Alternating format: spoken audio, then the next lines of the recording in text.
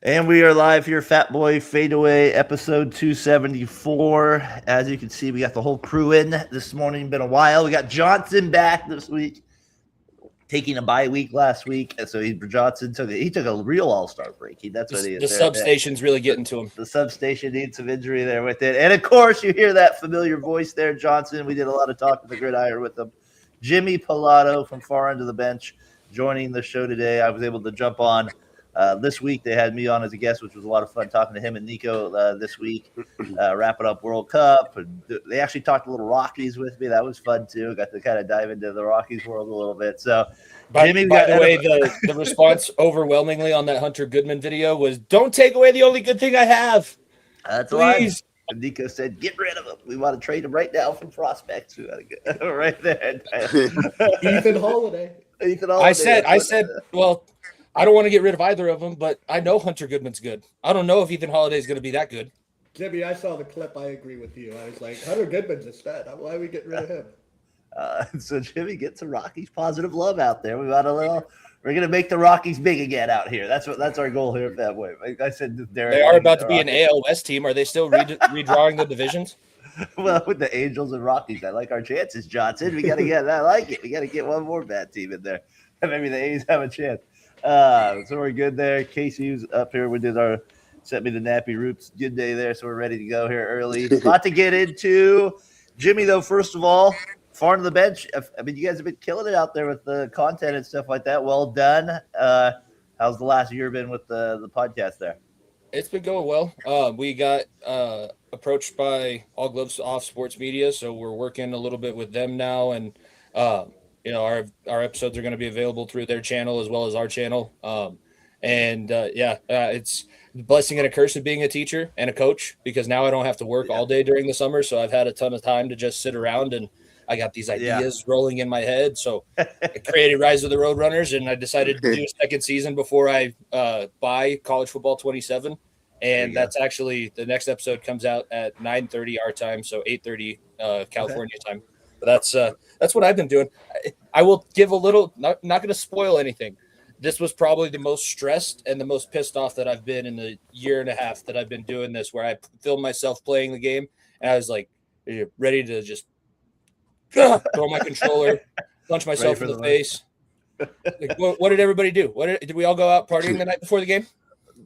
We got to those college towns. You got to be careful. Though. Don't break the TV. We don't want any TVs out there, bro. Johnson, did you see just in? I saw they had video of the Kyle Shanahan. It said Bryant. It was an Ayuk was driving the other car. It sounded like I just got there. He's driving Shanahan. Driving him off the road. Unnecessary there. As we get into NFL questions here, obviously the Niners. I did see a video where Shanahan was riding a motorcycle and he fell off. It looked very painful.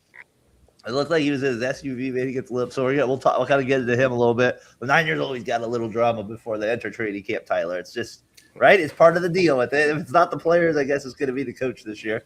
I guess that's one way to get out of going to Australia. That's one way to get out of flying to Australia. That's he's like, no, we're going to do that. But probably it sounds like he's lucky to be not even worse hurt too. So we'll get into that too a little bit. We'll start out NFL questions kind of way I wanted to start out the show, because I know we're going to have a lot between us. I kind of said, hey, have fun. We probably have a few that are the same, but kind of play off of that. So got to keep that in mind as we keep the conversation rolling here with it. I guess I'll get it started with the NFL question here, then we'll kind of just move to the next one. My first one is this. As we enter the news, as we're getting ready to enter training camp this week, coming up for a lot of teams, or at least the rookies are coming this week, does any quarterback join the Stafford, Mahomes, Allen, Jackson, Burrow tier this season? So there's I'm not saying who's better between them, but I think most people say they're the five best. Is anybody join that tier this year as another quarterback? Does Caleb Williams have a chance to do it? Somebody come out of the blue and we're like, wow, this guy's going to be. He's now in this group. He's there. Tyler, what do you think? Anybody join it?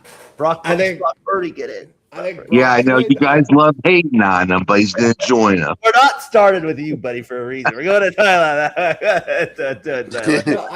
On Brock, I actually think he could get to that level with the weapons he has this year, and I really think he could get to that upper echelon this year. So I got you. That's my answer. My answer is Brock Purdy, just for you guys. Or stay with you. All right, back to Tyler.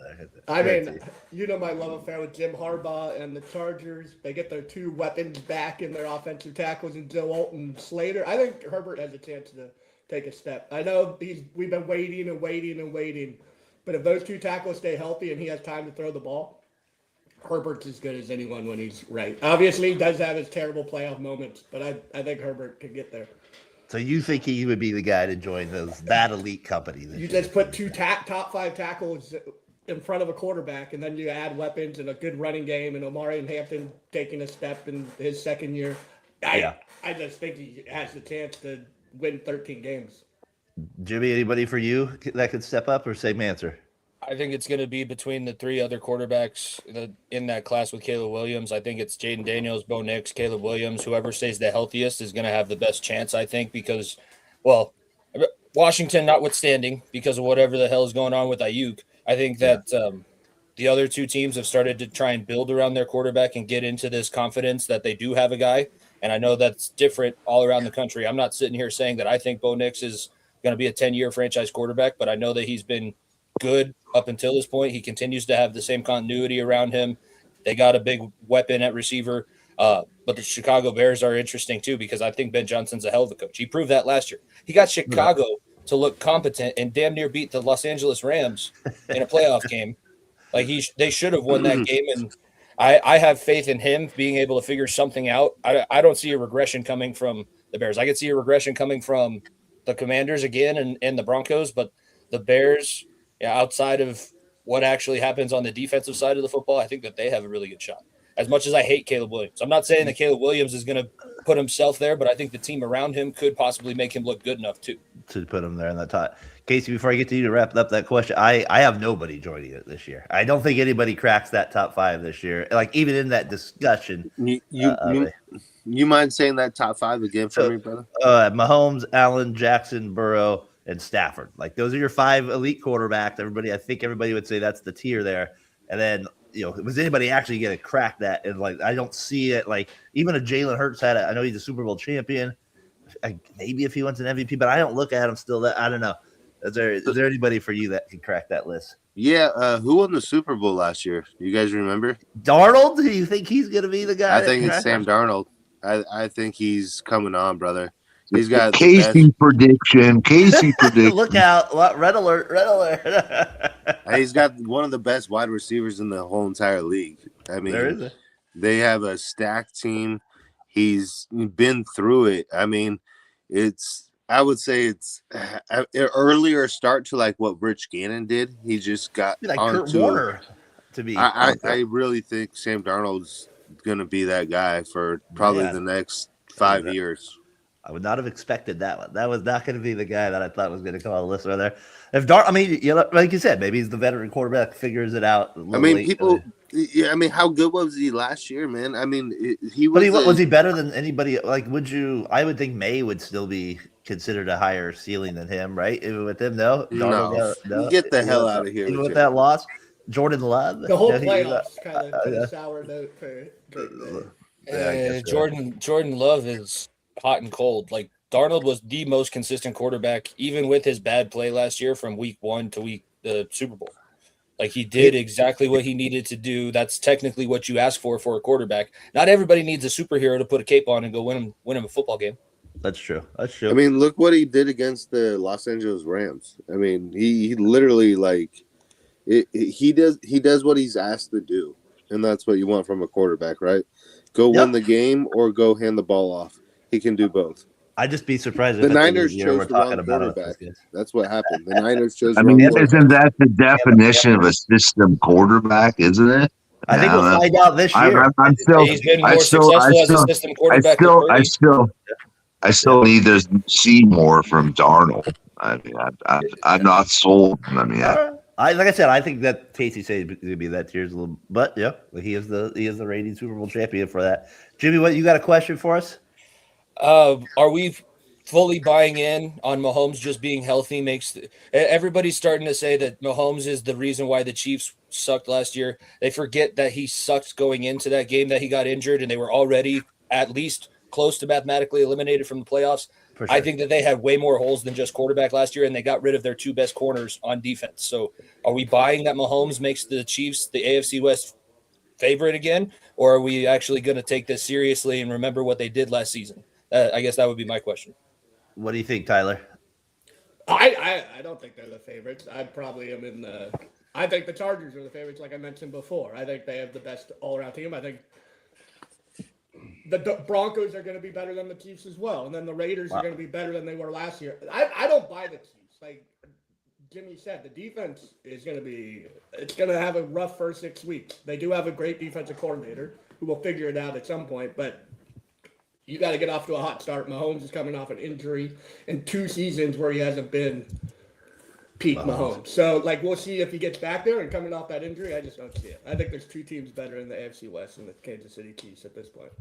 Brian, what do you think? This is the year the Chiefs are. They don't get it done, or the people under still.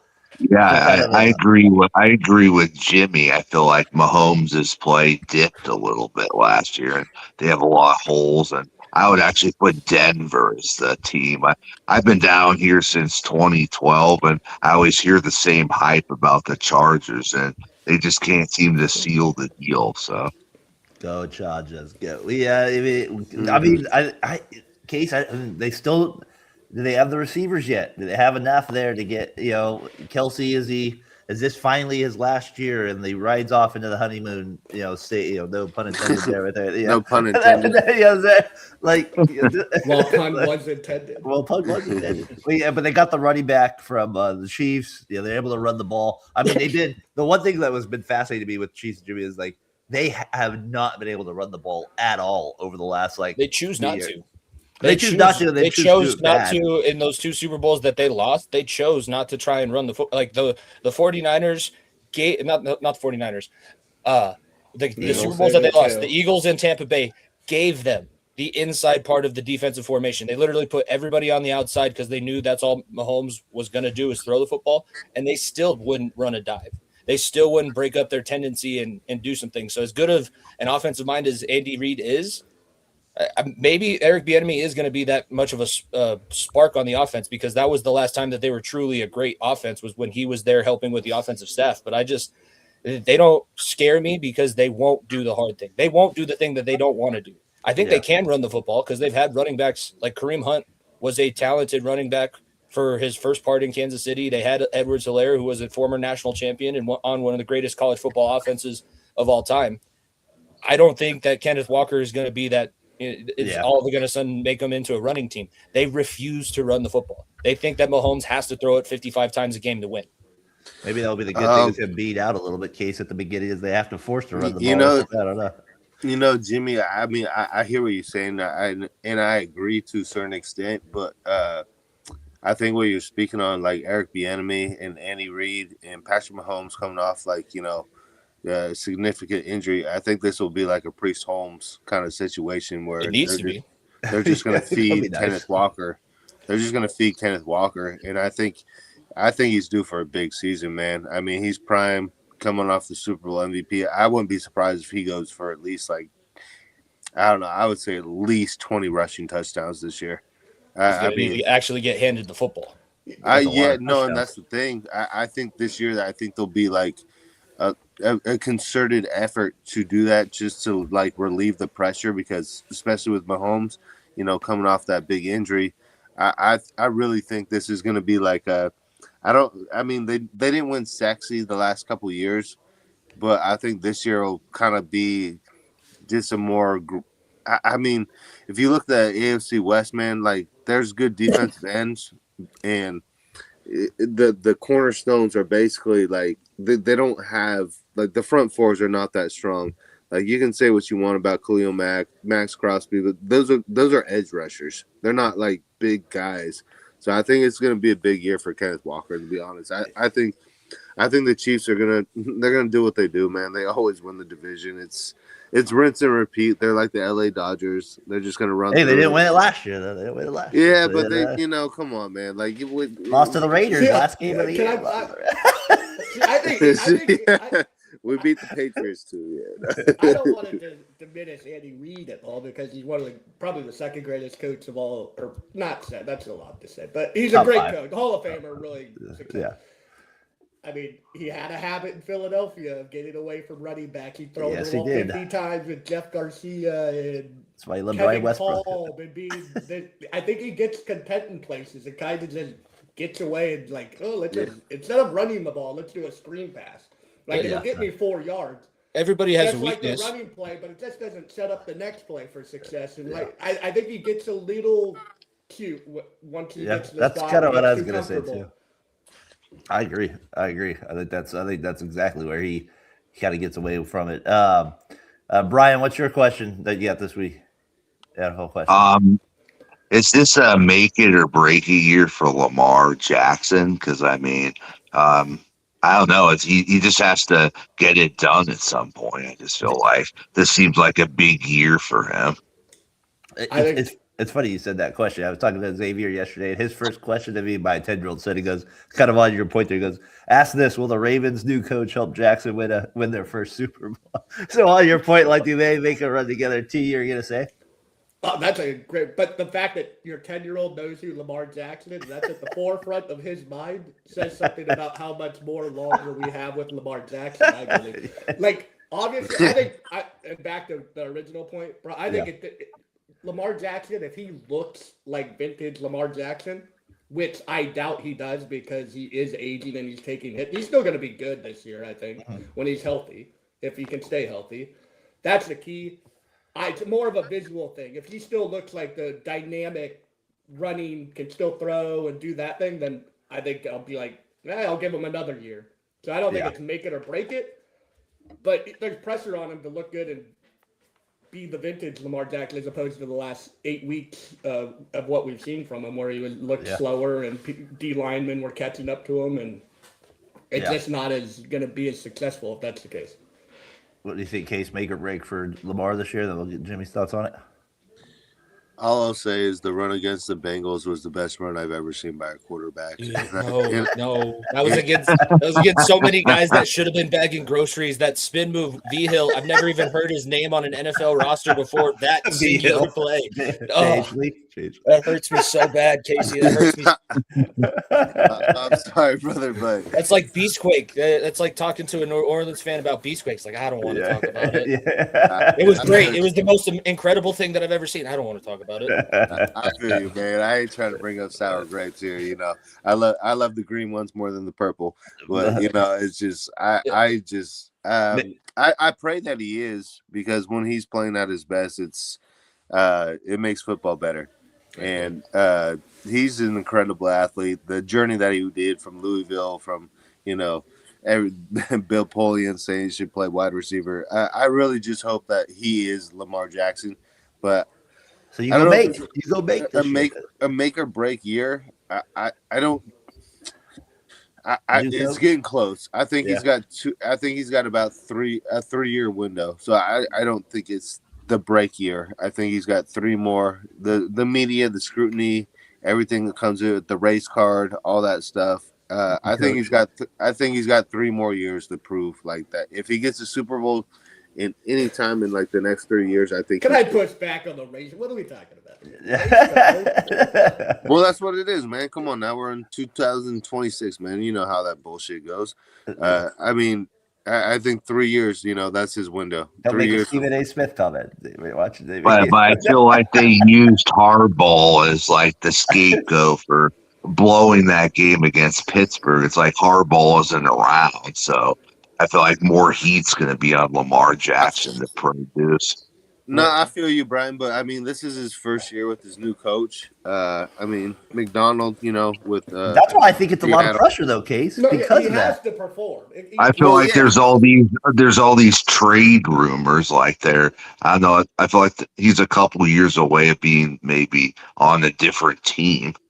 Well, God, I don't see that. For them. They'll enjoy him more than Baltimore doesn't deserve him. If they're just gonna, I mean, obviously there's some faults with him, but he put up electric years for football is a play now sport. Like, what are you doing for me now? So it is what it is, I guess. I just still think he's gonna be good. Yeah, Jimmy, jump in on the conversation real quick here. Make a break.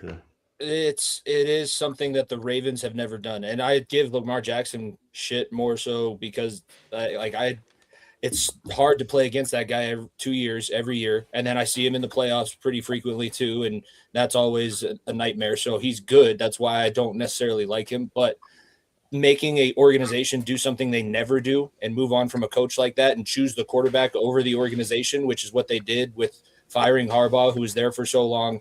Like, there's a time limit for coaches. That's not what I'm saying, but I think that the organization and the fan base hasn't been sold on him the entire time that he's been there. Everybody still talks about Joe Flacco. And there's just something about Flacco that he's 6'6" in the pocket, could throw a rocket ball. I just miss Joe Flacco, you know? And he got us to the Super Bowl. He got us to the Super Bowl MVP. It's like, yeah, but things change. Time moves on. And it is getting to the point where I think, you know, if he can prove being a consistent passer along with that athletic ability, it could be his year.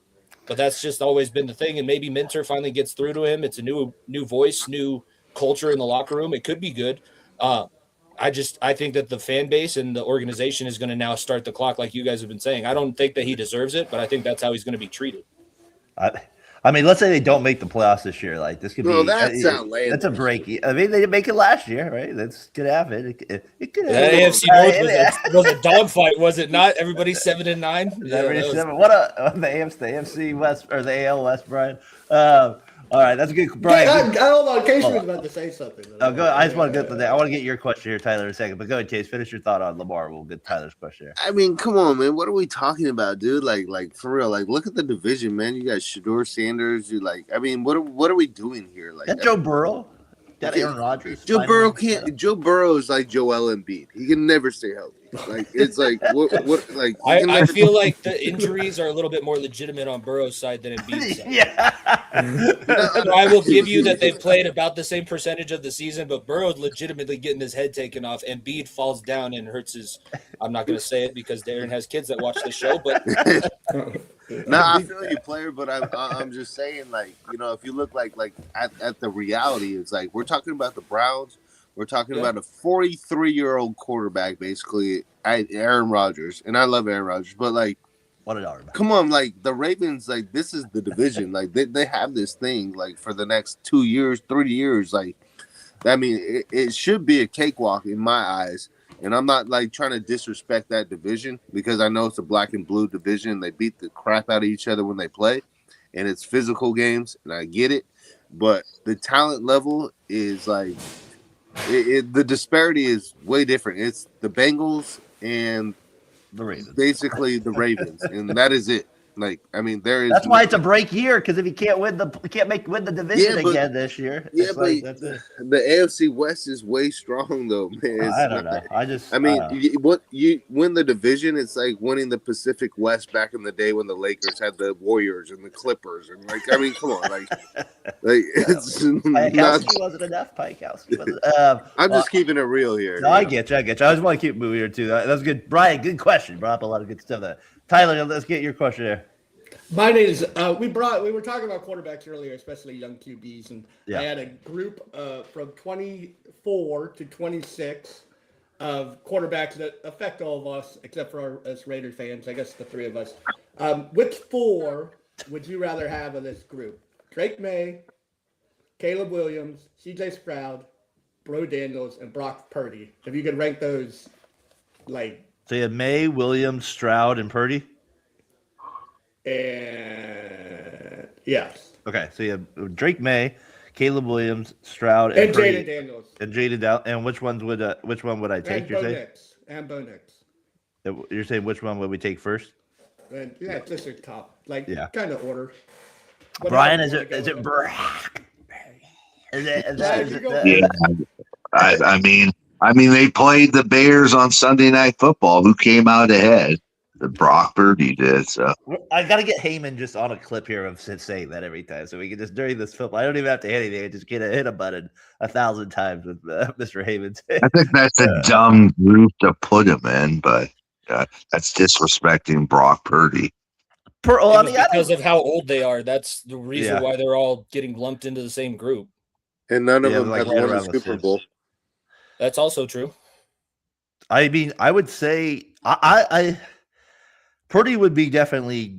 I'd be thinking about him on this list for sure. I'm not like just saying he's number 6 automatically on there. That's Stroud to me would probably be the bottom after what we saw last year in the playoffs. I think he immediately would go down to the bottom of the barrel. I think he's way below the rest of those guys, Jimmy. I mean, you live out there in Denver. I heard Nico the other day very confident in Mr. Bo, very confident in Bo. He had some reservations, but he was confident there. You can be. I feel like there's no shame in being confident about him. Yeah. I am not going to sit here and say he's the number 1 quarterback that I would take, though. I think that there's some things about him. The clutch thing is awesome, but I don't want to always have to worry about some comeback in the fourth quarter. Like, you got so lucky in that Giants game and that Eagles game and these other games that you pulled it out at the end. If he could have been more consistent, I think that he has a better case. Talent-wise, just raw talent, I honestly don't even know. I don't think that any of these quarterbacks have actually shown what they're capable of because, May had the season that he did and finished second in the MVP voting and got absolutely destroyed by the best defenses in the league. So playing that third-place schedule really helped him out the year before. Jaden Daniels, I don't know if he's going to be able to stay healthy because he's even more fragile than Lamar. Like, Purdy has been the most consistent and will continually get you to the conference championship game. And I would say probably him first. I'm not going to try and lie to you or try and make anybody upset. But I do think that there's things about Bo Nix's game, if he continues to fix, that will be a stronger conversation moving forward. Case, where would you land on what that he list? doesn't have Brock Purdy first. Drake man. Here we go. Here we go. Like Jimmy made. I mean, I'll admit that Purdy should have been healthier last year. He dealt with that turf toe issue all year, and he's got to be on the field this year. So can we start calling it something other than turf toe because it's a lot more devastating than how turf toe sounds. I know. I heard it's like one of the most painful things. Hey, that ended Deion Sanders' career. So it ended his foot. Yeah. He doesn't have that toe anymore, so he can't tear that ligament again. He ended his foot there. Plantar fasciitis. yeah, we want some of it. Case, you go Drake May, top of the list, right? You would go Drake May, right? No, I mean, I was going to say Jimmy made a lot of good points. I was going to say Jaden Daniels, and shout out to our boy. Terrell, where you at? It's hard though because like what he spoke on, he's very fragile. The injuries. I think Jaden Daniels is the most talented quarterback out of that group. I would say Brock Purdy's the most consistent. All he does is win, and that's what you want from a quarterback. Can I say I'm shocked by how much Purdy love we've gotten from this? I didn't expect this. I am. It's because of the way that you try and present the information most of the time. It's not really you, Tyler. It's not you. It's Brian and the way that he attacks everybody else's neck for saying anything about Brock. And I just want to just crawl in my closet and just shut the door. Just hopefully come out like Brian, you're the boogie man. I'm like, I just want to come out of the closet and be like, I love Brock Purdy.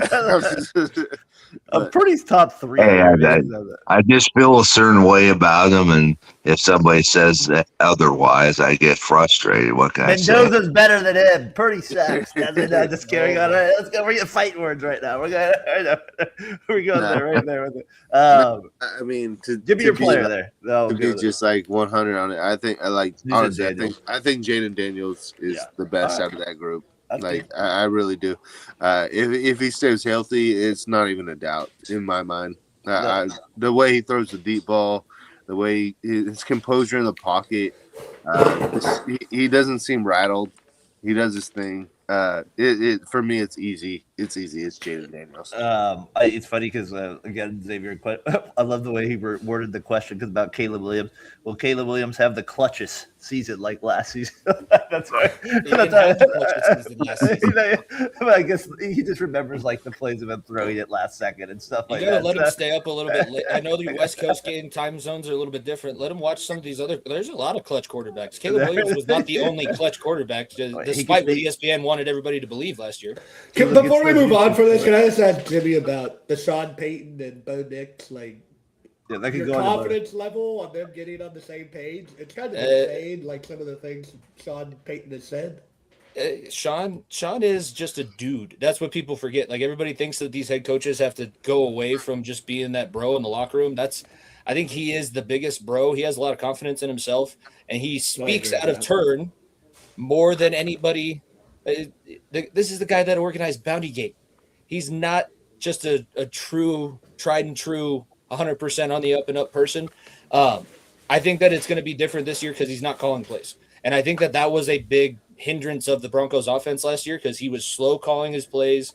They had no time to get out of the huddle. They were always playing with 3 seconds left. There's no motions. There's no disguising anything. I think Davis Webb getting himself in figuring out how to make this offense move a little bit quicker could initially suck for them, but I think that it will be better in the long run. They've been way more explosive when somebody else besides Sean Payton is calling plays because that is preseason, and I'm not going to say that it's always going to translate, but there was a difference in how the operation moved. Sean Payton has been slow the last 2 years under Bo Nix. He has not helped his rookie quarterback out as much as he said that he wanted to. He says that he likes this kid, and he doesn't put him in the situations to be successful. Now you have a former player, a guy that's more connected to the game that's being played today, calling the offense. I think that's going to be the biggest thing about them.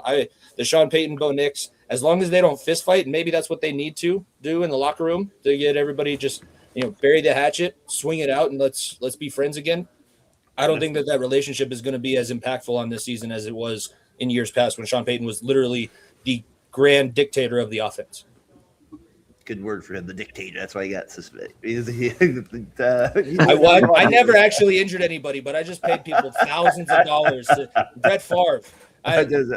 Brett Favre has come out as not that great of a person. Is that what Messi was doing with Argentina? Maybe is that what Messi was doing? He was I'll pay you an extra $10 million to take that guy out. I'll pay somebody else on that one. Casey, what's your question here? Yeah. For me, I mean, I know you guys don't want to talk about this shit, but it's whatever. I'm gonna speak on it. I know Brian's gonna roll Lamar his head. Jackson race. The WNBA? Exactly. NFL question. Is Caitlin Clark the WNBA? Oh God. That's not an NFL question. We want an NFL. I don't care. We'll save that for winners. We'll save that for winners. Just like I said in the text message, 10 pounds of shit, then the WNBA. We'll save that for winners. If you want me to keep it NFL, yeah, that's the whole point here. That's the whole point. I'll keep it NFL. Do you think Mendoza will start by week 6? I think he is going to sit out much longer than that. That's my guess. I think they're going to sit him out longer. I said that was Jimmy's on show Tuesday. Jimmy, where were you at? You were kind of in between on both, right? That where they started. I think it just needs to be a true competition. There doesn't need to be this set plan of who's going to be the starter. You got to let Cousins and Mendoza battle it out, split the reps. And if Cousins is that much better than the young kid, like everybody's expecting, then yes, he should play. But if it's close, or if Mendoza is doing better things than him, and it's very clear that you would actually be benefited from having him learn on the fly, you don't have to ice a rookie quarterback. I think that's been the philosophy change over the last few years, and you can actually get a lot of good out of that first season, taking the lumps, not being as successful like that. I think if he is mentally and physically in a place that he can protect himself in the NFL, let the kids start. Throw him out there. You're probably not going to win more than 4 games anyways. Yeah. If Cousins starts for you. Hey, take it easy. If Cousins goes for the first 6 games, I don't think you're getting the 4. If Cousins plays that long, Casey thinks it's AFC West champs or bust. Things turn around quick. I'm not saying that I'm expecting it, but things do turn around quickly in the league when you get a guy. Like, remember the Bengals? We had back-to-back top 5 overall picks, and then we've had 2 years where we made it to the conference championship, and we sucked since. But things change quick. So to what you're speaking on, man. So the last 5, I believe it's the last 5 quarterbacks that were drafted, like at that one spot, not overall, but the first, pick. They've all started week 1. This might be the first year that hasn't happened. From like, who was the last QB to do it? That Joe Burrow started the trend, and then from there on, they're everyone since Joe Burrow has started. Week 1. Probably Mahomes. He didn't start week 1, right? He wasn't the first overall pick. That was before. And yeah, he was picked 10th overall because Chicago passed on him. I think he's Chicago played first Williams. quarterback Chicago taken. played Williams from day one. Broncos played Knicks from day one. Yeah. We got to go. There was no quarterback that was drafted in the first round last year, so Daniel Jones. but Shuck ended up looking good once they finally put him in and started letting him play a little bit in New Orleans. Like the Saints had a better end of the season than they did beginning. I just don't think that you want another season of once we unleash the baby, and that's gonna save. Let's just let the baby play and work and grow and learn all these things that he's gonna have to learn if he is gonna be your franchise quarterback for the next 15 years. See, I think for the first time in like a long time, like it's been like, I mean, shit, man, I was like 18 years old. So I think this is like, I say this, and it's like, it sounds so dumb and so whatever, we're all football fans. We get so excited, like, oh, this is the best team. But I really think this is the most talented defensive team that we've had in like years. I mean, being able to have all the free agency money that we had, unloading Geno Smith, who, was just a disaster. The money that we actually signed, like getting like Dean from Philadelphia, like real, like proven like linebackers and like defensive players. I think 6 weeks Kirk Cousins will roll it. I think we'll be 2-4, something like that. And then we'll roll Good from job, there. Kirk. Good job, Kirk, for 2-4. Yeah, I mean, that's my prediction. I think 2-4, and then they'll let Mendoza ride. My favorite thing about Kirk Cousins is he has a nameplate on his desk in his home office at his house, just to make sure his kids remember who he is, because he's a little bit forgettable. I should get one here over here. I should get one here. Man, that tooth fairy be paying a lot, though. That tooth fairy be paying a lot.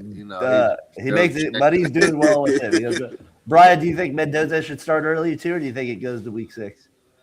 I think it reminds me a lot of when Russell Wilson was the rookie in Seattle. I don't know. It's all in Mendoza's hands. They brought somebody in Seattle, and Wilson just outplayed them, and then they went with Wilson. So it's all I think it's all in Mendoza's hands. If he plays very well in the preseason, I think that they could go with Mendoza. I wouldn't be surprised. Yeah, we'll see what they do. I mean, yeah, Mr. Flynn was the competition there. Brian, Tyler, you're saying there's a Super Bowl in our future. Well, you guys did bring in the best center in the league, Tenenbaum. So there you go. Centers are the Irish Tenenbaum. Linderbaum. I like Linderbaum. I like Brian's version. I'm good butchering people's names. Kumunga. He makes it 6 weeks. I think he makes it more than 6 weeks. I think he gets all the way to like week 12. I think they lose in Cleveland, and I think they got it's time to bring in the rookie. I don't think they're in any hurry to play him. I just don't think they are. Damn. Tom says, take it easy. Tom's out there saying, let's wait for Kirk Cousins or roll Tom's right. out there slapping Logan Paul. He's not actually worried about the Raiders. Yeah, he's out there with Logan Paul. You're right. He's out there. I mean, the back end of the Raiders schedule's harder. So I mean, like, well, you never know with injuries too, though. At that point, but I mean, I mean that's true. But I mean, like, just relatively speaking, the back end of the schedule is a lot harder than the first 6 weeks. So. That's why I was going to week 14 when they play the Chargers, Denver, Tennessee, Arizona. At least you're going Aaron Rodgers, Brett Favre. We don't want Cousins playing the Niners. We want Mendoza versus the Niners this year. We want Mendoza. That's what I'm saying. I'm like, man, it'll be like 1994 all over again. I promise you, he's not coming in against the Rams in week 7. Against Aaron Donald, Miles Garrett and Aaron Donald. Yeah, first game Mendoza. Welcome to the league, Jimmy. You got another question there for us? I think that we've all hit on all the ones that I wanted to talk about. Right. Like, it's really about quarterback competition. Like, who is going to take over the new team that they moved? Who's going to stay healthy? But I think that we hit on everything that I wanted to touch. I guess one thing I will say, with the way that the last 2 seasons have gone, I am one of the few Cincinnati fans that doesn't think Joe Burrow should be ranked in the top 5. All right. Because I would like to just, maybe it's the coach in me, and I've been watching a lot of Ted Lasso. I want to piss him off a little bit. I want to give him the guff that the team deserves and this organization deserves. Put it all on his plate because he is the quarterback. He does not stay healthy for 17 games. And when he is, we score 35 points and lose. So I would just like to be realistic. Like, is he talented? Yes. Is he the smartest quarterback in the NFL when he reads defenses. He's damn near at the top, but he does not deserve to be in the top 5 because his team has not been benefited from him on the field or off the field. Like, remember last year when we all said, oh, well, could anybody run this offense? Because Joe Flacco started throwing dimes to T. Higgins and Jamar Chase. Like, there he is, Joe. He's still there needs to be a realistic approach to this season. We can't just continually rank the guy based on what he did in the past. Fair. I like it. Do the Bengals have an issue of looking for a big play in the pass game too often? Like, even when Flacco was the quarterback, like, it seems like every time you watch the Bengals, it's either big plays or their offense looks atrocious. Everything that I said about Andy Reid, I've said about the Bengals the last few years too. Like, when they had Mixon and when they would use Mixon, they were good. They could run. They could take some pressure off of everybody else on the offense. But now it is. If Jamar doesn't take this screen pass 85 yards to the house, or if T doesn't get past the safety, like, I have nobody else to throw it to. I don't have a tight end that I trust. I don't have a slot receiver that I trust. Joseph is better than anybody expected, but he is not a true slot threat.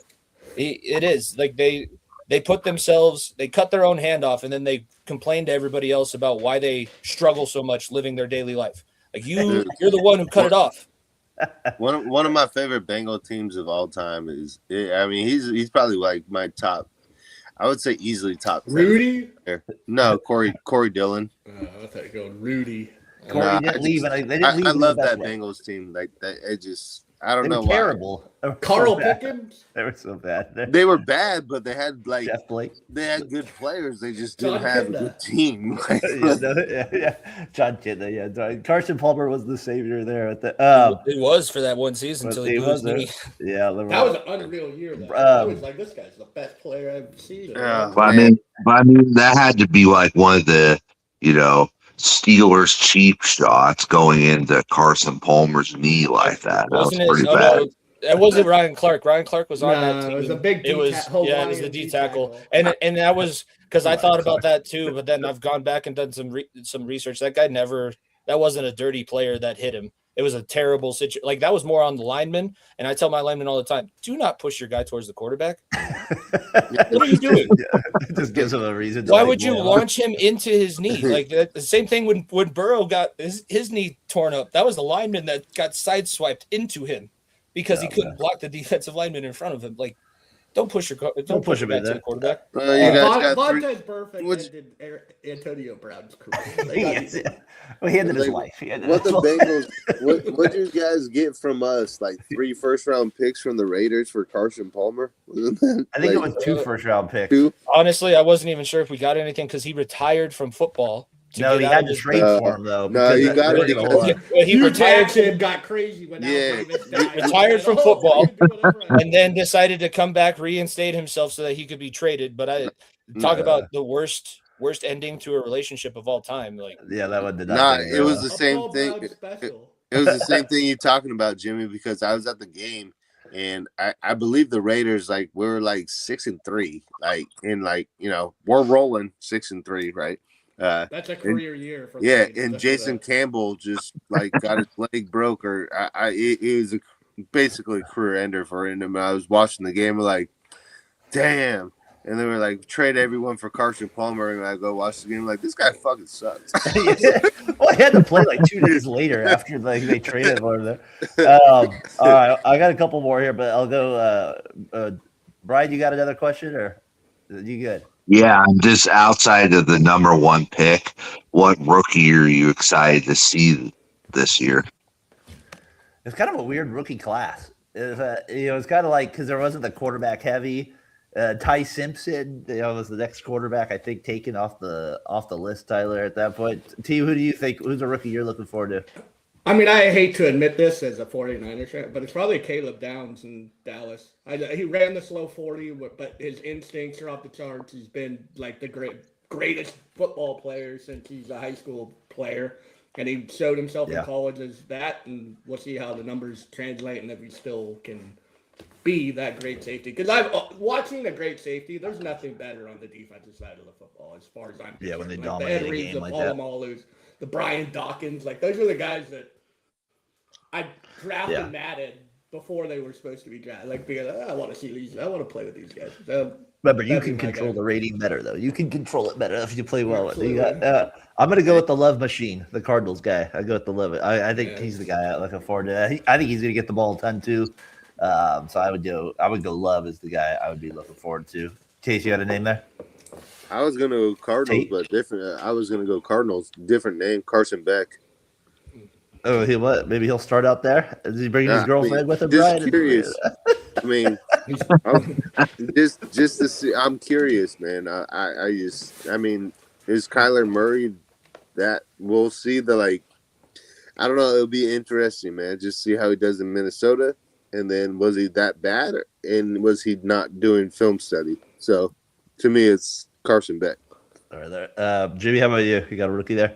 Yeah, I like Carnell Tate mainly because what Emeka Egbuka did for the first part of last season. I hope that Tate doesn't fall off the same way, but the Titans were a team that got much better by the end of last season. I liked Callahan as an offensive coordinator. I didn't really like him as a head coach, and Saleh coming in with that culture that they could possibly be building. And Carnell Tate is one of the most special receivers with the acrobatic and body control catches. I remember, I believe it was him who he was falling out of bounds and somehow extended his toe as he's securing the football with both hands, and he got that 1 foot down in bounds. He's got to translate that to the NFL, but I think that that was a weapon Cam Ward wanted really badly. And with everything else that the Titans are changing, I think that the Titans, especially in that terrible of a division in the AFC South, they could be a little bit frisky if they figure themselves out a little bit earlier this season.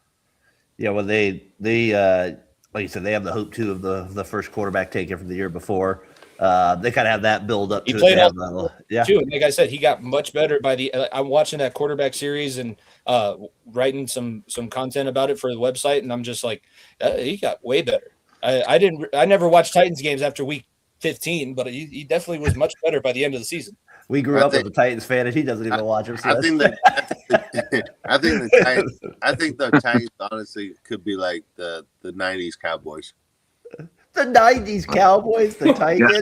You're not talking about the Quincy Carter 1999. You're having more than a good day to start, man. What you got up at 4 or something? What do you do? Get up at 4:30. 4:30 every day. The Raiders have a better chance of being the 90s Cowboys than we got. No, dude, they got I think Cam Ward's special. I mean, would you rather have him or Mendoza? I'd rather have Cam Ward. All right, fair enough. That's at least you're consistent with that right there. I think you're when you say 90s Cowboys, like a legit. I think they could win 3 in a decade. Damn. That's back to back too. Shout out Nick Flanagan. Where you at? Get some coffee this morning there. I got Tyler. You got wake up, Tyler. I got a couple more, but I'll go rapid fire with it. Where you at, P Shark? Wake up out there, Tyler. You got one more for us? Yeah, I mean, I love my rankings, and we're gonna stay out west because we're all from the west.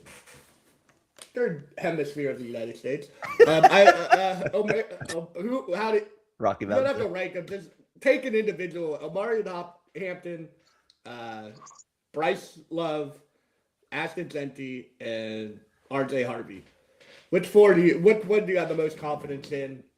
Which one do you have the least amount of confidence in? Jimmy, I see you shaking your head there. RJ Harvey has the least amount of confidence because he doesn't know how to run the football in the NFL. He's cutting everything to the outside like he's playing Little League football and doesn't actually know how to run between the tackles. If he could figure that out, he'd be a damn explosive guy, and he's great in the screen game. That's a third down. Unbelievable. That's Darren Sproles reincarnated right there.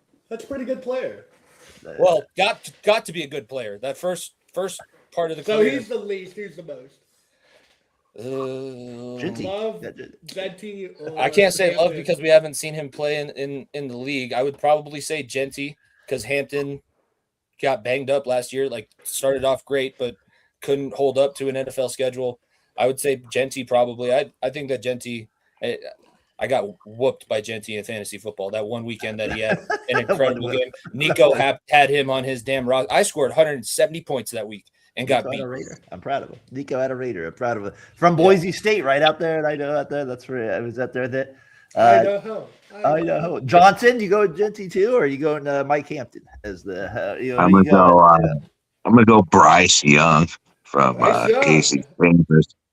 Yeah, all right. I go there. I like it. Yeah, I think he had a turnaround year last year, and I think he's going to continue his momentum. Ryan, I think you misinterpreted the question.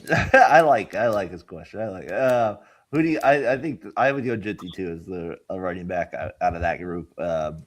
I'm kind of with you on Harvey. He leaves a little bit to be desired when he's out there. They brought in another third-round running back to replace him this year in Jonah Coleman, and he was a third-round running back the year before. So what does that normally tell you in the NFL? That's the Niners do it every year. Third-round running back. Let's go.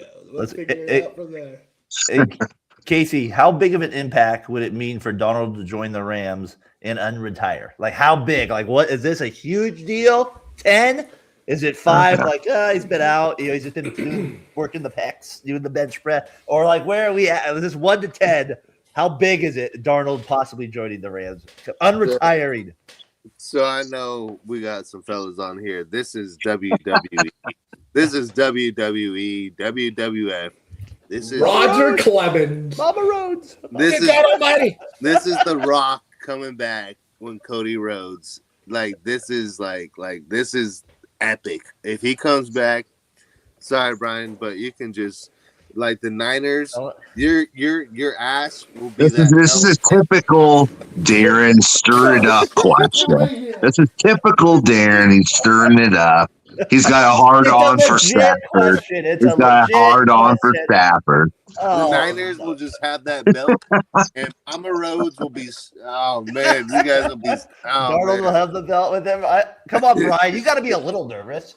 Come on, you can't just say that. This guy is one of the best defensive tackles. I'll give it a 3. I'll give it a 3. Oh, a 3. Oh. Yeah, unbelievable. Trent Williams is that what she said to you? Now I'm telling you I'm gonna take your stirred up question. I'm gonna deflate it like a basketball.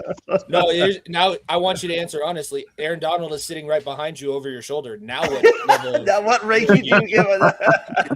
I give him this. I give him that. Oh, okay. And then we have a Brian Johnson Memorial the next week. Jimmy, that would be good content. We got good Come on, Tyler. You got to be a little nervous. He would beat all 5 of us in the same room. We could possibly scratch him up a little bit. He's going to kill somebody with somebody else. That's what's going to happen with Aaron Donald. I think Tyler will let him go first. Let him get a little work in on him. Come on, Tyler. Get a couple hooks on him. I mean, the later he comes into the year, the more worried I. I don't think he's getting through 17 games. I think he joins in like week 9, week 12. But he will be signed before that. They'll hang out, just get ready. He's not going to Australia, you're saying? No, he definitely will not be going to Australia. That's probably part of his contract negotiations. This is like a week 10, week 13 production, and he says, pay me the whole year. He'll get signed, I think, maybe before, but he's not playing until playoff. How big is it, though, 1 to 10? What do you think his impact is? I don't think he's coming back. Hold on, let Tyler give it there. Coming back. I'm with you, Brian, but if he does, it's got to be something. He's not coming back as a bum. He knows who he is. He's not just going to waste his time and be like, oh, I'll come back and get 1 sack in 8 weeks. No, he wants to dominate. That's not what he's going to do. Yeah. He wants to dominate, yeah. Jimmy, how big of a 1 to 10, where would you feel Darnold would be there? I mean, just personnel-wise, it would be – I agree. It's more dangerous as the season goes on. I think that he probably wants to see how the team looks because they did make those additions in the secondary, which the secondary was the weak point of their team last year. And if they look good, like he could be an additive, then I think he's going to want to do that. Because remember, he was in St. Louis before they moved back to Los Angeles and struggled through all those terrible years. So I don't think that he wants to actually – he wants to know that the team is going to be in playoff contention, not going to be eliminated at any point. And I could honestly see him too, like what you guys are saying about Australia. He probably has a maximum distance that he's willing to travel. I'll play the home game. I'll play the home games. I'll play the division games. To Ohio. I don't want to go to Cleveland. You guys should be able to beat Cleveland without me. It's 30 degrees. Nope. We're not going to Green Bay. I'm only playing in the indoor stadiums this season. Check. That's a great contract. Oh, that's great. Yeah. It's going to be NFC West. I'll talk unrealistic predictions. If Darnold comes back, we're getting Max Crosby from the Rangers. No, so you think that's a both? It goes hand in hand. You think that's even? If Donald comes back, we're gonna go get Max Crosby from the Raiders. I'll guarantee it. 3 first-round picks, Brian. We'll take it. You give us those 3. Go give us those 3 first-round picks. And you guys can keep Brock Purdy, by the way. Can keep no trade in there. No trade in the Brock Purdy. That's good. The other, we'll just start there. I just had a quick little, like, outside of a quarterback, if you had the first pick, I know players you're going to want to go like, well, if I have this great, just if you just on a blank slate, if you took all the quarterbacks, couldn't take a quarterback, what would be the next position you would draft your team around? Like, is it is it defensive end? Is it linebacker? Is it safety? Linebacker. Middle linebacker. So that's the next spot you would say that's the next great position I'd want. Linebacker. It's definitely. Give me Greg Beaker. We get middle linebacker there all day. I know, Tyler, it sounds like you would go safety. No, I would go left tackle and just take the biggest, fattest, best guy who's going to. That would be what you build your team around. Absolutely. I mean, Tony Baselli. I know Cleveland did it terribly with, like, who's the guy from Wisconsin? I can't think of his name. Unbelievable left tackle. Joe Thomas. Yeah, Joe Thomas. But, like, it's just ideally, great left tackles play in the playoffs. So do middle linebackers. No, here's the thing. You got to pick both those positions can be the other.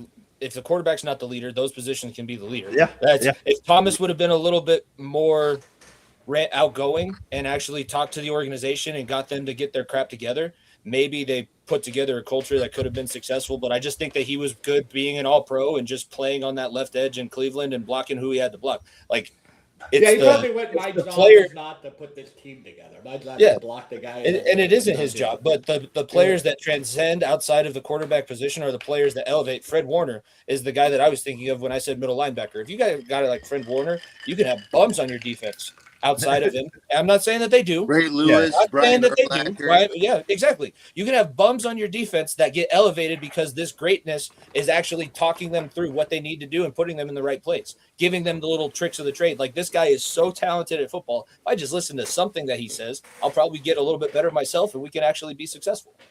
Fred Warner is probably the best middle linebacker in the game right now. Everybody says that he's a surefire, like, first, second ballot Hall of Famer, and that's very high NFL opinions that are saying that, and he's not anywhere close to done right now. I mean, look at Willis, bro. Like, that guy for the Niners is the best linebacker I've ever seen in my life. Yeah. He was 4-12 for 5 of the 7 years. He was so fast. That was a Harbaugh issue. That wasn't a it wasn't a Harbaugh. Harbaugh was Singletary was there. Singletary was there. And who was the guy before him? Nolan, I thought. Nolan. Yeah, Nolan. I mean, the best linebackers that ever came out of the NFL, in my eyes, are the Bears, the Niners, and that list and Seattle. Ravens and Pittsburgh have to be on that list. Ravens, yeah. I mean, Ray Lewis is Bullware was amazing, but that's a left linebacker. I mean, like, it was an outside. It was off the ball. Well, that's what I'm saying. I'm talking just middle linebackers, like Bears, Niners, Steelers. All those Seattle studs. Yeah, who was that great guy on Seattle too for a little bit? Wagner. Wagner. He was good. He was a stud there for He's him. playing. Yeah, I know. He played for the Raiders a little bit last year.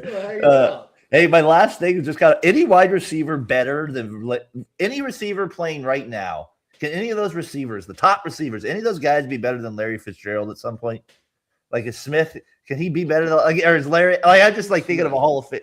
What do you mean by better? The Seattle receiver. What do you mean by better though? Like exactly. numbers? Like, will they be better than Larry Fitzgerald? Like numbers are like, you know. Why don't we name the best of all time? Can anybody be better than Jerry Rice?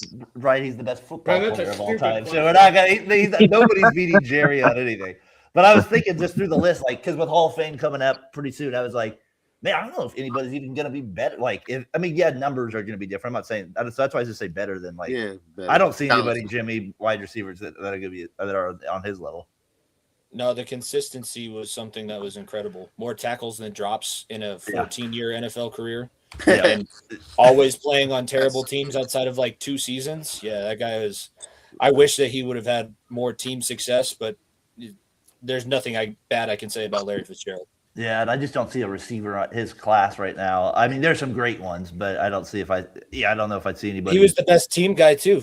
How often do you say that about a receiver? The number one team locker room guy was a wide receiver. Your when we did our list, you would take wide receiver probably last in terms of what position outside of kicking. I've had too many dust ups with receivers. Too many issues with receivers to actually put any trust in them. Larry Fitzgerald is somebody I would trust. Yeah, dude, that's probably the top. I would say, like in like history, him and Anquan Bolden together. That was good. Oh man, and Kurt Warner. Larry taught Anquan how to block. And the Raiders took Robert Gallery over. Oh, no, Johnson, don't bring it up again. The left tackle, we wanted to take a left tackle. He has short arms. You drafted a bad. We want to build around the left tackle. Did you put $100 in his playbook that you got rookie minicamp too? Did he actually steal the $100? Yeah, he might have been the guy there. I watched that movie. It's a good movie. The only receiver I would say, like, you know, if we're doing like that, AJ Brown. No, not AJ Brown. No, not even close. The guy that got pissy for his teammates banging his side piece. When he has a girlfriend, by the way. That wasn't his girlfriend. That's a good receiver there. That's a good receiver. Go ahead, JC. I don't have much to say after that. No receiver. Tyler, you got nobody either, right? I mean, the closest person that I can think of, like in today's game, yeah, honestly, is like, I mean, I would say it's, and I know it sounds like a stretch a little bit, but I mean, Jamar Chase, I would say. No, Puka? No. Puka spent his offseason in rehab, so. That's a different type.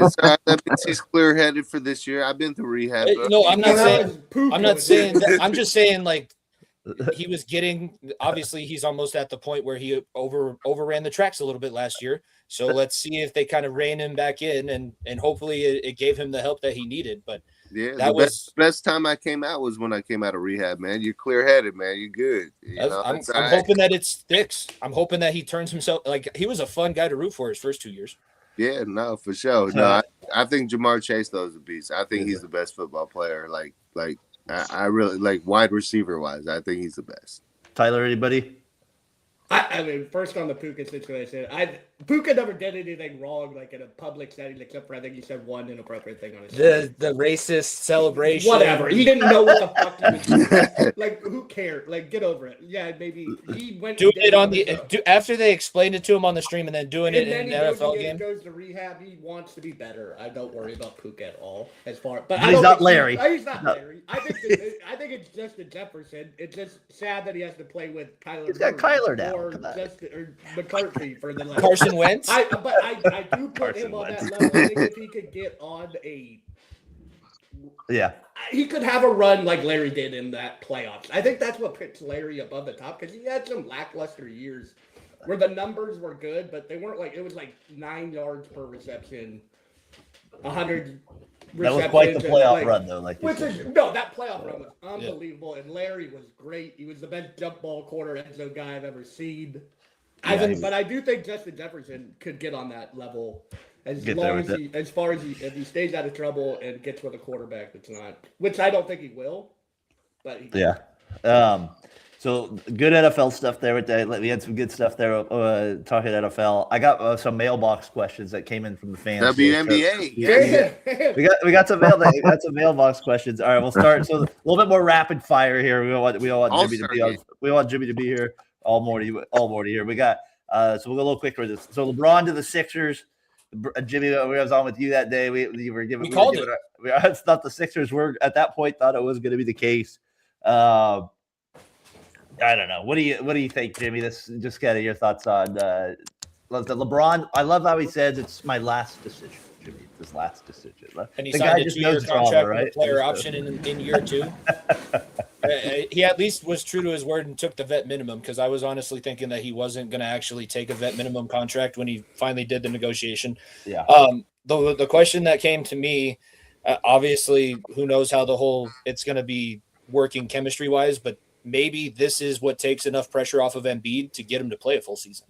Like, is this going to be – he doesn't have to be always the one that they drive the offense through, and it could possibly help in the playoffs because you have more than just 1 or 2 options to go through. You have Brown, you have Maxey, you have LeBron, you have Embiid if he's on the floor.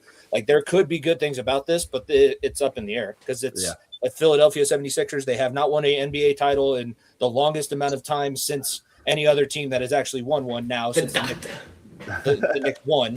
So it's a historical thing. I think that's part of the reason why he chose it. But the roster that he's playing with is talented enough that that's also an enticing point. I just don't know. There's only one basketball, right? Yeah. You can only score with one basketball. You can't throw two out there and just make everybody happy. I always say that, man. They say there's one basketball, but there's one hoop, and they all count points. So I feel you, Jimmy. I get what you're saying, man. Is it good though for the Sixers? Hell yeah, man, dude. How dumb is Boston right now? Like, man, like you just like screw the pooch. You not only gave him Jaylen Brown, you just gave him LeBron James because you gave them Jaylen Brown. Like y'all so stupid. Like you got this is the plan. You got Paul George and Rich Paul plan. Like, I mean, come on, man. Like, but I mean, that, like, what are we doing, man? Like, Puka Nacua. Like, I mean, you got more talent. Talent is not bad. Like, I mean, would you rather be ugly or good looking? I'll take good looking all day. So, like, the better the looks. If I'm ugly, I'd rather have more of that. I'd rather have more beauty. You know, like Mike Epps says, it's not the booty, it's the beauty. So, you know, it's like. I'll take it all, you know, like shit, more talent the better, baby. You know, my thoughts on it real quick, just to bring it to the Warriors that we got is the Warriors cannot bring in stars anymore, so that time's done. Yeah. The brand is dead. Curry is the brand now. So it's like when you see that's how the Warriors circle works for me. Tyler, your last thoughts there on LeBron. I've got my next question. On LeBron? Or just the Warriors, anything to go with it real quick. I mean, as far as LeBron goes, you made the right decision. Like, if this decision was just to win, good decision. I thought Cleveland was a stupid idea. It didn't make sense to me at all. Why would you go back to Daniel Gilbert for a third time? Like, that makes no sense. To to Miami, it just doesn't fit. So I was like, Warriors would be the best story in my mind because I'm a Warriors fan. Yeah. But he spurs us, as he should, just to dig a little dagger a little deeper for his career. Draymond's love has to grow even more. Draymond looks like a moron for all he's done. He's already talking. Next, they're gonna sign your dude Pods to a 3-year extension. He's already talking shit to Yaxel. Like, what are we doing here? The LeBron, the Warriors, Jerry Jones 2.0. Whose off-season punch was better, Bam's or Draymond's? Yeah, Bam wasn't on video, so we got to get Bam. On I saw a video. Oh, really? Is there? I think I saw one. Is there? It was in Vegas. You know that. Yeah. It was at it was at one of the youth summer league games, and they were just standing on the court after the game happened, and apparently Tyler said what he said online to his face, and Bam didn't like it. Man, picking on the white for both of them. All right, ma'am. Thank you, ma'am. Next mail question. If LeBron and the Warriors suck, they should trade Steph Curry, and I'd rather watch him win somewhere else. I mean, the Warriors, we be collecting AARP cards right now. Hey, I've been trying to break it up for a couple years now. You guys are holding on for dear life, and now here we are. Casey, here's the mailbag question: is the MLS ahead of the WNBA? Wow. Yes or no? They're both down, man. Come on, John. I would say that's a complicated answer, actually. I just want to know if the MLS is better. Is MLS ranked higher or is the WNBA? I would say no because I mean Toronto Tempo pulled 20,000. Anytime Caitlin Clark plays, it's over like 18,000. They got to change venues. Angel Reese going, over to Atlanta has changed the scheme for Dream. Make their All-Star game. Yeah, I mean, but you're trying to get me in trouble on that. But I mean, the only thing that's like stupid is like, I think they exploded like way faster than they thought they would with Caitlin Clark coming to the league. The venues are just like they're too small. The scoreboard, they don't even have the point totals up there like during the games. I mean, the crowds are totally into it. Obviously, in 2026, the LGBTQ plus crowd is just like way different than we grew up in. So it's a whole nother world. But like right now, it's like they got to get with the times. I'm being real. Like they need to get with the times. Like they need better ownership. Kathy Engelberg does not know anything right now, and she's just dumb. She's not smart enough to run this league. And it's a shame what they're doing. I know. So I'm hearing MLS is better than the WNBA. That's what I'm hearing. Not as profitable though. Like it's just that wasn't the question. MLS is run better, but WNBA is a better this product. question was too controversial. Too hard. Tyler, is MLS ahead of WNBA? No, WNBA has somebody I know who they are. You know Messi. He plays for Miami. Sure. Nico wants everybody to MLS. That's what I found out, Jimmy. I think everybody. I think they're gonna they'll be in the lower half of sports forever. I know you guys didn't watch the WNBA All-Star game. No, I'm not. I did. I missed it. The way the league's handled is pathetic. It's disgusting, and it makes me mad. It makes me not want to watch it. She didn't go on Dan Patrick. All of it, the whole totality of it is a mess. That's what I mean, but it could be a lot better than it is. But that's not my job to make it a lot better. I know it's not your job. It sucks. You want it to be your job? Tyler, you want that job? Jimmy, would you want the WNBA? Well, you're going to pay me the salary. If the NBA is going to continue to subsidize my salary, sure. Sure, yeah. That's what's it. Would you have Jimmy, would you say MLS, WNBA? Would you have a ranking there? No, it's still the WNBA because basketball is the bigger sport in the country. It could change depending on how the World Cup affects things. And I know that MLS did get a lot more viewership after the U.S. got eliminated when they had their games come back. So it's up there, but I think it is still the WNBA over MLS. Jimmy, this one's for you, mailbag. How far away are the Sharks from a deep playoff run? How far away are we? Are we 2 years away? What do you think? Think we can? Yeah, next year we got the best young player in hockey. People say. You guys do have one of the best players in hockey. Macklin Celebrini is legit. He is the truth. Draft, I hear.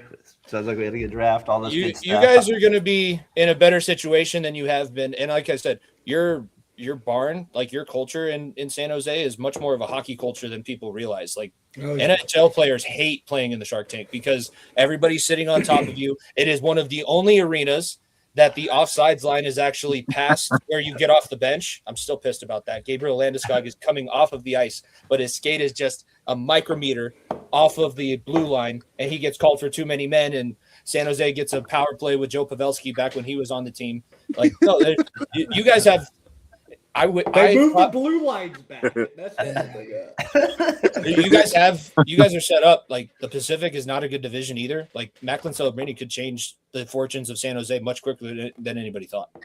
Do you think we could like I'm wondering like if they'll be the best team maybe in 2 years because like we saw that with your Avalanche, like they had a young star and they kind of developed and they started getting young picks over and over again. It's a longer process than people like. It'll be more because it was 6 years before McKinnon actually became the guy that could win the Avalanche games. He was just a very talented young guy for a long time. Why couldn't you guys beat Vegas this year? Well, come on, we don't want to see Vegas. We didn't show up. That's all I can tell you. I was disappointed. Jimmy, can I ask you a question, brother? Yo, so you're pretty aficionado with your hockey. Do you see Connor McDavid leaving in a couple years? I was surprised that he's not gone already because that doesn't seem like they treat him as well as they should. Like similar, but even on a bigger scale than what we were saying with Lamar. The guy has done nothing but try and get you back to where you were in the past. And has he been successful at it? No, but he made it to the Stanley Cup final back-to-back seasons and played one of the greatest teams that I've ever seen in both those years in Florida. And unfortunately didn't go their way. But remember, 2 years before, so not the most recent time they were in the Stanley Cup final, they were down 3-1 and got that thing all the way back to Game 7. So there's something there, but I think the Canadian teams will never be successful. So I think that McDavid will get himself away.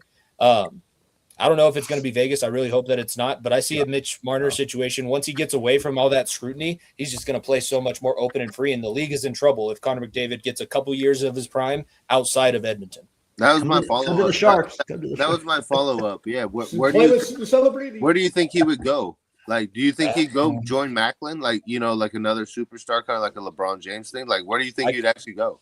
I could see it being San Jose because of the way Celebrini plays. I could see it being Chicago with Bedard, and that's a big media market in the United States. It just depends. Like, if he wants to come to a place that he is still going to get scrutinized, it can be one of the original 6 franchises. I could see Boston, New York, just one of these, teams that have a lot of history behind the sweater. But if it is going to be outside of there, I could see LA was in the playoffs and he could maybe do some things and open their offensive scheme up a little bit. It's hard for me to not think that he's looking at Gretzky and yeah, right. Now I can't think. Oh, Messier. Yeah, I think it's going to be Los Angeles or New York because he's going to go to one of the bigger markets in the United States, make as much money as possible, and dip. Yeah. So that's our mailbag there with the little hockey and everything. Good, T. Last just thought. back to celebrating real quick and McKinnon and how that McKinnon took a very team friendly deal, and I think that's going to be a key in celebrating once. And he said he's willing to take a team friendly deal, which is good to hear. But if he ends up getting that max contract that whatever that guy from the Ducks went to, wherever the hell he went, it was like, okay, that team's never winning again. What are we doing?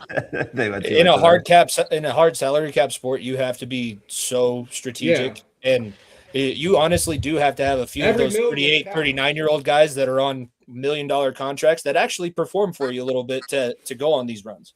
I know we running a little long, but did you guys see the baseball commercial about the salary cap? Have you guys seen it? I haven't seen it. No. Wow. Holy shit. Was it during the All-Star game? It just popped off and it's like random. It'd be like us people, but like at a ball game, and they're asking random fans like, how do you feel about salary cap? It's a real commercial. This is not a joke. And it's like, how do you feel? And it's like, oh, we need parity. Players should be capped. This money, like the players shouldn't be paid. It's not fair. The Dodgers went to it's like 12 random fans. It's through MLB. Yeah, check it out. TV. And I was like, that's right, because they're gonna go through lockout. Yeah. So now we're gonna put this all on the players, all on the players. I was like, wow, I've never seen a commercial the greatest union of all time. I've never seen a commercial based on salary cap in my life. That's pretty funny. I'll have to check that one out. I'll have to see if I can get it up here too. All right, Brian, will you get us started here? Where do you want to go, winner or loser this week? More bad news for the A's. They're losing Langoliers. I guess he tore his meniscus in his knee, so he's on the injured list. Brian, when are you tuning out? No, he's still there. He's staying strong, Tyler. No, he's not giving up on it. Not giving up on the A's this year. Casey, who's your loser of the week? My loser of the week, shoot, man. There's a bunch, but it's all right. I got one more too. I got Tony Romo for getting a DUI. I mean, you have all this money and you can't take a driver, get a car. Like, come on, man. You should be doing that. Jimmy, he had a good smile at He must have greased somebody's palms and doesn't think CBS is going to do anything. They haven't done anything yet, and he hasn't been charged. His court date's September 21st. I did a lot of research last night on that. Tony Romo? What is it with these broadcasters? And by the way, NFL, Fox, CBS, I won't do any of that stuff. I've wanted a broadcasting job since I graduated college with a communications degree. And you keep letting all these idiots, him and Mark Sanchez, right? Yeah, Mark Sanchez. Come on. I can be a better face of your brand than those two. Yeah, I think Mark had he was way off look there. Go ahead, Chase. Who was your loser this week? Brian might be joining that list after. I love you, buddy. No, ESPN, just the way they handle stuff now, it's very unprofessional. I never it's. I mean, you can fire people, but there should be you got to have some dignity. Not doing another job is what you're saying. Yeah, I mean, and then saying that it was a layoff instead of actually being fired. Have some condorum about it. It's just man, if I got fired and I'm 6 hours into my shift and and someone's you're eating your lunch, you're hey, you're fired, and it's just well, I'm just gonna go home. Why do I want to be here? I'm out of here. Yeah, no, I had that too as ESPN on one of them. Jimmy, I know Brian took Romo. Do you have another one by chance? Any other loser? You had the way Argentina handled themselves on your show this week for us. Argentina can be a perpetual loser. Not just the football team, the fans, the people that I've seen in the country, everything that I've learned about the country. I said this on our show, Darren. They have a -70 cent peso. Their money is worthless. All of their money is wrapped up in paying these FIFA bribes. Negative 70. That's literally what it's 70 cents less valuable than an American dollar. And the American dollar is not even the strongest one. Argentina, that was a good one they had this week. I mean, the way they handled themselves was they were like worse than a penny on that side. Of our pennies, they're costing us money. Tyler, who do you got for loser of the week? I mean, I had Jerry Jones accuse me, Joe Lacob, light years ahead, just continuing to waste the last 5 years of Steph's career with Draymond doing whatever the hell he wants, running afoul of everything, just being a mess. It's absolutely like awful. It's terrible what's going on in Golden State. They're bad. It's not good.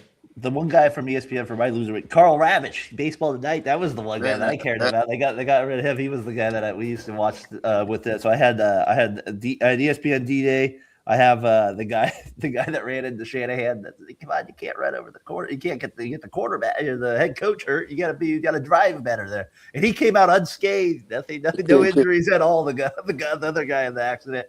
So he got no injuries at all. And Shanahan's over here. John Lynch is doing press conferences on it. What was the guy, Brian, on the A's? He got a ruptured testicle this week. Oh, don't want to go down that is not. He finished the inning. Come on, wear your cuff. He did it. He got a hit. One ball needed for a nice little base hit. We did not need to. Unfortunately, we were not able to save the testicle. my boy's like, what does that mean? Does that mean like my son Xavier thought it like disappeared? Like that's what it means. Probably felt like it just into the air. Old Austin. Okay, one. Yeah. It just disappeared into the ether. Oh man, a ruptured testicle. Talk about not the way you want to go down there for losing. I'd rather lose it. Would you? I mean, on your body part, what's the one thing you want to lose? That would probably be high on the list. I'd rather lose a ear. I'd rather lose a ear. I'd rather lose a tooth. I mean, the arm and leg is tough. Arm and leg is tough. I don't know. Would you go arm, leg, or testicle? I think the testicle. I want my arm and legs. So you're gonna go one. You're gonna one nut it the whole life.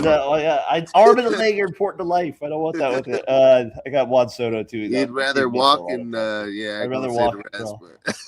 Ryan, wrap us up here with it. Get us started. Winners of the week. Who you got? I think this is actually kind of cool, but Casey's gonna like this. But they're kind of celebrating Chuck Norris at Raising Cane's Chicken Fingers. They're gonna have Chicken Finger Day on Monday, and they're raising proceeds for his foundation. So. Chuck Norris, baby. Brian, a positive winner of the week involving Chuck. You gotta love that case of a little Chuck. Fucking Chuck Norris. I went to Raising Cane's. It's a really funny video. It has Chuck Norris kicking somebody's butt with a chicken finger. So. I got that. That's a Chuck Norris thing. I've ever seen it there. JC, top that winner of the week. Who do you got? Okay, you got Chuck Norris beating up people with fingers. With a side of Cordell. A side of Cordell. Who you got winner of the week, Case? You know where I'm going, player. WNBA All-Star Game. I thought it was fantastic. Clark putting on a show, hit logo threes, looking like Steph Curry out there. I thought it was cool, man. It's a good atmosphere. I know they've been under a lot of scrutiny. I've been hella hard on them, but I thought it was a good show, man. I know Sabrina Ionescu and Caitlin Clark in the 3-point contest it's kind of a bummer, and I know it's kind of been mixed about how the message has been received. But I thought last night was actually really cool. They did a good job, interviews and stuff, and like getting players. And who won the dunk contest? Actually, one girl did dunk last night. Unnecessary. That girl did dunk last night. That a girl. Jimmy, where you at with winner this week? I didn't realize WNBA was such a hot button topic on this show, but I had Ozzy Fudd. Casey on won. She won the 3-point contest, went 20-26 in the final round, and called out your guys' boy Steph. So, Steph, step up. Where you at? I think Steph goes better than 20-26. Just Not trying to be sexist. I just think that he has more than 20 out of 26 on him. He probably does something. Well, should he beat Sabrina, and then now he's got to go against AZ. So. I just can't believe Draymond still left at Kevin Hart. That's still that's to me the Warriors' greatest low there, the 3-point. Tyler, where do you got winner of the week? I don't know if I brought this up last. Did I bring up Kyle Kuzma talking about the athletes? No. Yeah, last week you did. Yeah, okay. I don't have a winner. We got Beltron. How about your boy Jeff Kett getting to the Hall of Fame this weekend? Come on, I hate the baseball. Not gonna listen to that. So you got that. Like the most famous call. You had the CD for all this stuff, and you're like, "It's off the car. It's off the." How about Salvi Perez, the Royals home run leader now? 318. He gets in. Mendoza signs his rookie contract. I got that as well. And I think I underrated John Smoltz as a baseball announcer. I think I thought that this week too when I was listening to him last night on TV. So some good stuff there with it. Jimmy, appreciate you taking the time to get on with us this week. Thanks for letting me jump on last week. Where can we kind of find everything at with you? What's you guys' new things you got going on here? As we're speaking, we're currently in the first quarter of the Rise of the Roadrunners episode this week, UTSA versus ECU. So go check that out on our YouTube channel. Subscribe to YouTube. That's pretty much where everything goes. We also have a website, feotbpod.org. That's where I write blogs for pretty much anything because I have a lot of free time. Like I said, school's almost back, but it's not back yet. So follow us at FEOTBpod and subscribe to the YouTube channel. Check us out. Yeah, you guys have been killing it over there. Tyler, we kind of dropped the ball on some of that stuff as time's gone on here, but Jimmy's still pumping out the shorts, which has been great. You guys are doing those shorts and stuff like that. So well done keeping that up with that. So I appreciate you taking the time to join us this week. Hopefully we'll get you on again here as we get into football season.